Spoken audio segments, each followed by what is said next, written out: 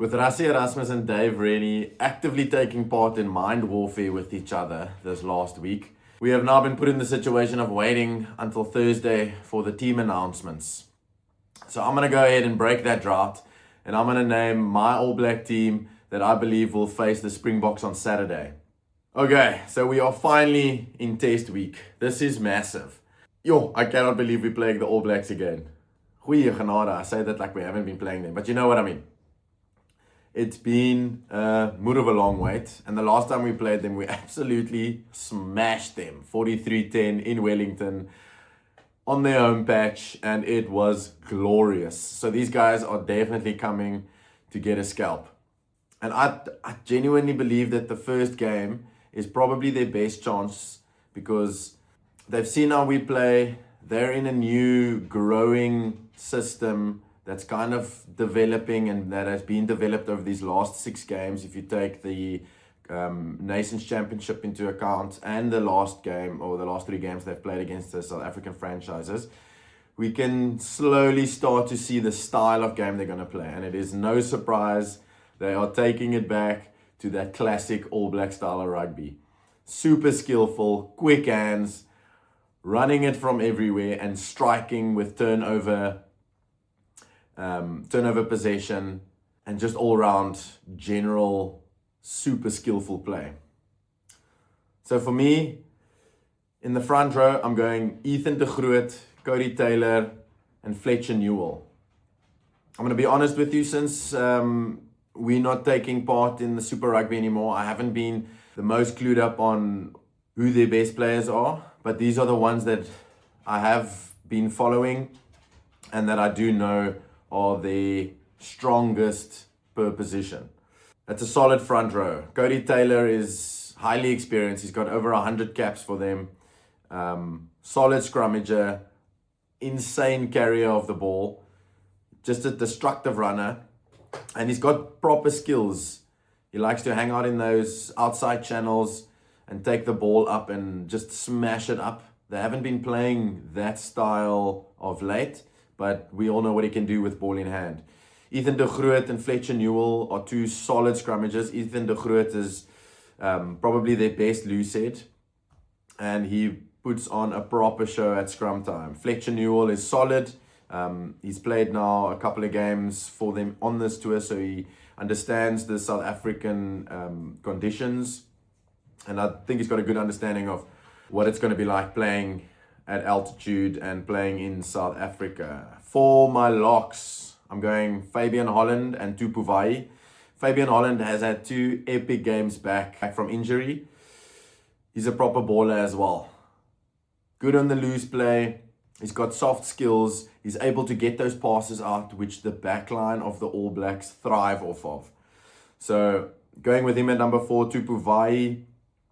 He's that mongrel-esque, edgy player for them. Good rugby player, loves the breakdown, gets his head stuck in there. He can also play on the open side flank, so he gets around the park. He's also got a proper engine in him, and he does not stop.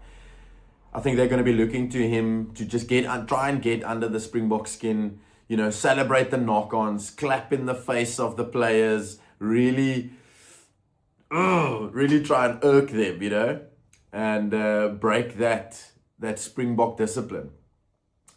Luke Jacobson, Anton Segner, and Adi Salvea is my back 3, or my loose trio.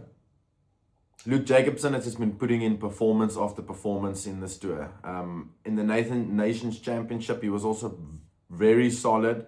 Anton Segner has been my standout player for them in these last 3 games. Like I said in my previous video, that guy's form is incredible. The way he gets over the ball at breakdown, he rides that first cleaner, second cleaner as well. He gets into a good body position, latches onto that ball, and is really tough to move. And I think for the style of rugby that the All Blacks play, they are going to thrive off of somebody that's going to get them turnover ball. Look, they are going to be tested at scrum time, so if he does, hunt the breakdown, and it turns into a scrum, we still got the opportunity to dominate them there. But just in terms of getting the ball back, he is brilliant. Adi Savia, the captain, the beast, the legend, the All Black. He's going to be so important for them. There's not much I can say that we already don't know about Ardie. The guy runs like a possessed demon. Jeepers. So hard to bring down, all over the park.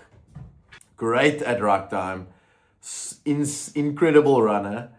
And just a solid presence to have on the All Black field. I am so excited to see the battle between him and Eben. I mean, who can forget that World Cup final game where Eben and Ardie picked each other up, or Eben picked up Ardie, and that scream and flip and growl that he left out. Oh my word, it was insane.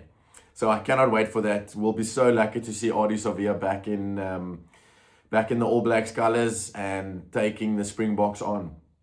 For the back line, I think the 9 and 10 is pretty much straightforward, nailed on. Cam Roygaard and Ruben Love. Now, Richie Mwanga is back for the All Blacks. He is in South Africa. He has been training with the team. But Dave Rennie did mention that he will only play a game against the Lions just to kind of get him back into high intensity, high physicality games. I think he does need a time, or at least just one run out against a South African team just to kind of get the feel back and get into that groove. We might see him on the bench. We don't know. There is moves to security and secret stuff happening behind that black tarpaulin that has been gespan om die oefenvelde van die All Blacks. For my center pairing, I'm going Jordie Barrett and Quinn Tupea. I think that is also a pretty nailed on combination. In my opinion, it is the best center pairing that the All Blacks do have. Jordie Barrett is by far their best player. If Ardie Savia is the All Black, then Jordie is the All Black back. He's so important for them. He's done incredibly well. I believe it was the game against the Sharks, where he was just so talismanic.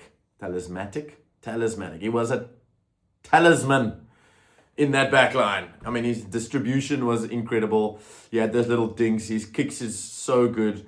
He's solid in defense, and he's just been in unbelievable form. So very excited to see him go up against Damian Dailindi. I do think Damian has got his number. And if Damian doesn't have his number, Peter Steff has got his number. So excited for that. I do think that if their backline clicks, these guys are so important in that happening.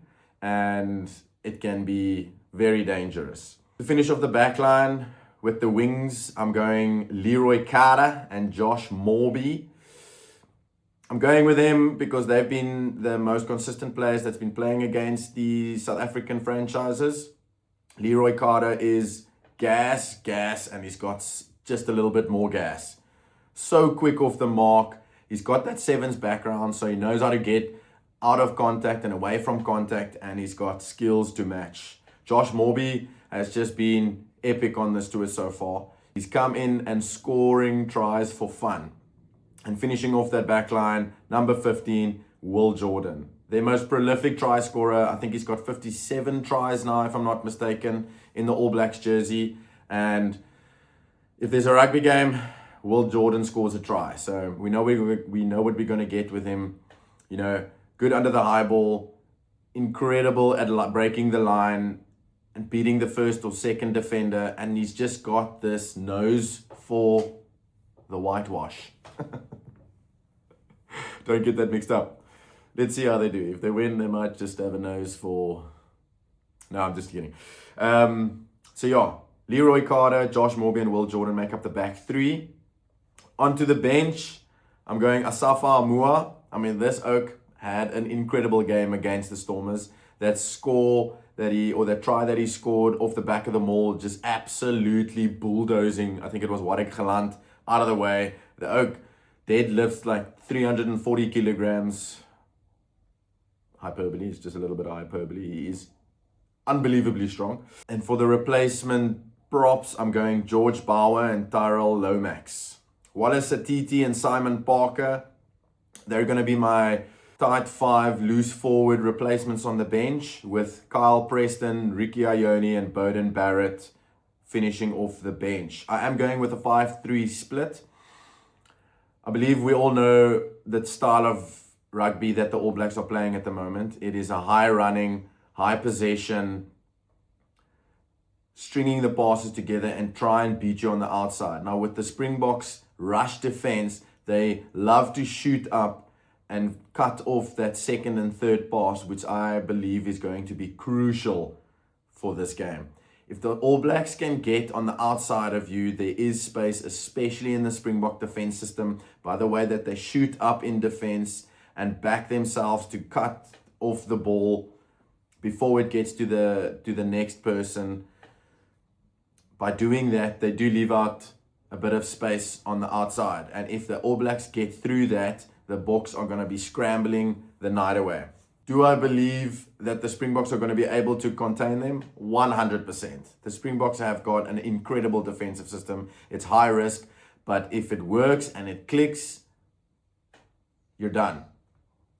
And with the kicking game of the Springboks, forcing the All Blacks to go for that high ball because we contest everything, they are going to have to really back themselves to get through the defensive line of the Springboks. So yeah, that's the team I'm going with.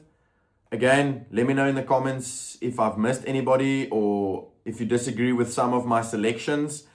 I cannot wait for this game. We have been waiting for cheap as it feels like 3 years already, but a good year for this, and we are here. Come on, Die Bokke. I'm calling this now. I believe we're going to take this series 3-1, with most probably losing the one in Baltimore. But yeah, thanks so much for watching along. Please like and subscribe, and I will see you on the next one.